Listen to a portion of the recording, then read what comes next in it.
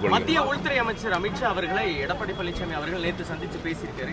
என்ன அதோ கூட்டணி கட்சி தலைவர்கள் ஒருத்தர் சந்தித்து பேசுறதுல அதில் என்ன இருக்க முடியும்? நல்ல விஷயமா தானே இருக்க முடியும். கூட்டணி கட்சி தானே சந்தித்து பேசுகிறோம். எதிர்கட்சியை சந்தித்து பேசினா தான் ஏதாவது பிரச்சனை இருக்கான்னு தெரியும்.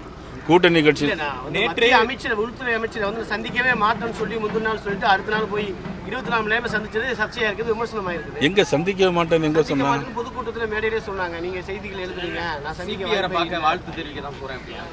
சிபிஆரை பார்த்து வாழ்த்து தெரிவிச்சிருக்காங்க. அமைச்சரை சந்திக்கையில் ஒன்றும் பெரிய விஷயம் ஒன்றும் இல்லை. வேற முன்தினம் எடப்பாடி பழனிசாமி அவர் பேசும்பொழுது அதிமுக ஆட்சியை காப்பாற்றினது பாஜக ஒன்றிய அரசு தான் அப்படின்னு சொல்லியிருக்காரு. இதற்கு நேற்று டிடிவி தினகரன் என்ன சொல்றாருன்னா, அதிமுக எம்எல்ஏக்கள் தான் காப்பாற்றினாங்க, பாஜக ஒன்றும் காப்பாற்றல அப்படின்னு சொல்றாரு. அதாவது அதிமுக காப்பாற்றுனதுங்க எந்த சென்ஸில் எடுத்துக்கலாம். அன்னைக்கு அந்த 4 வருஷம் பார்த்தீங்கன்னா தமிழ்நாட்டில் 40,000 கோடி ரூபாய்க்கு மேலே திட்டங்களை கொண்டு வந்தது எடப்பாடி பழனிசாமி. அதை கொடுத்தது மத்திய அமைச்சர் அமித்ஷா அவர்கள்.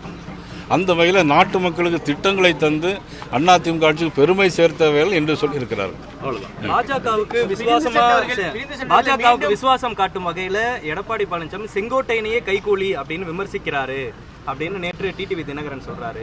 இல்ல அது பாஜகவை தொடர்ந்து டிடிவி தினகரன் விமர்சிக்கிறாரு, உங்களையும் விமர்சிக்கிறாரு. என்ன காரணம்?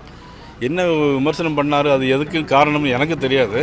ஆனால் அது பிறகு சிறுலிபுத்தூரில் போய் நண்பர் அப்படின்னு சொல்லிட்டாரு. உண்மையிலேயே 30 ஆண்டுகளுக்கு மேலாமல் எனக்கு நண்பர் தான், இன்று நண்பர் தான்.